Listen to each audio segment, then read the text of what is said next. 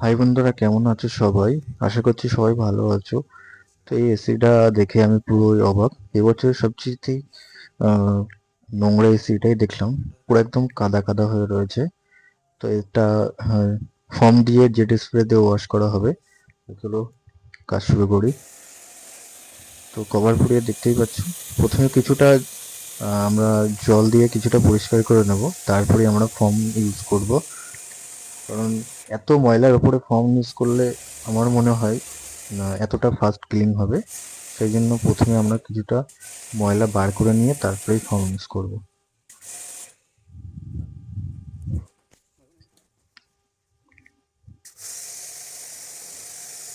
দেখতেই পাচ্ছি খুব সুন্দর করে ফর্ম মেরে নিচ্ছি। আমরা এটা যদি ওই ময়লা অবস্থায় মারতাম অতটা ক্লিন হতো না। সেই জন্য কিছুটা জল মারার পরেই আমরা এটা মারব।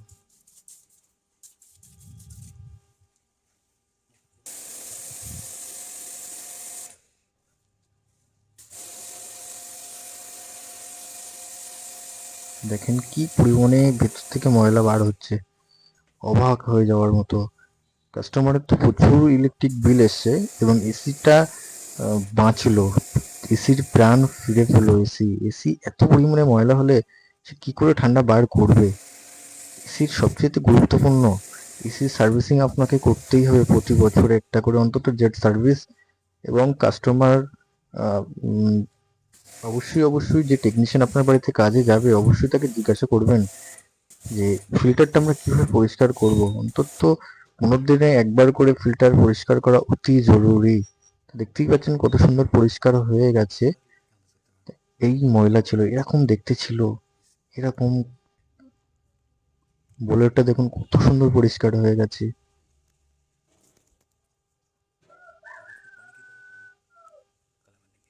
আর আগে এমন ছিল, এত এত ময়লা ছিল, কি করে হাওয়া বার করবে বলুন? আর দেখুন, চলো ওরা বাইরের মেশিনটাও পরিষ্কার করে নিই। বাইরের মেশিনটা আমরা সুন্দর করে পরিষ্কার করে নেব। আর সব যাদের বাড়িতে এসি আছে প্রত্যেককে রিকোয়েস্ট করব আমরা, আহ, যারা এসি ব্যবহার করছো বা এসি ইউজ করছো তারা অবশ্যই বছরে করে একটা জেট সার্ভিস করিয়ে নেবেন, অবশ্যই জরুরি। আপনার এসিটাও ভালো থাকবে, আপনার কারেন্টের বিলও কম আসবে। সেই জন্য অবশ্যই অবশ্যই একটা জেট স্প্রে বছরে একটা করে নেওয়া উচিত।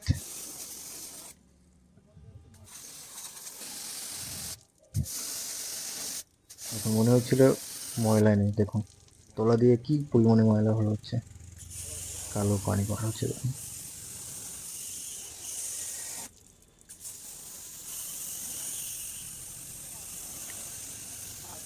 এই সার্ভিসিংটা করছিলাম বেড়াচাপা স্কুল বাড়ির ওখানে।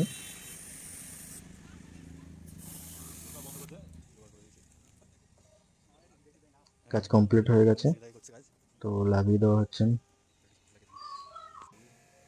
Machine start. ভালো থাকবে সবাই। টাটা। আবার নেক্সট ভিডিওতে দেখা হবে।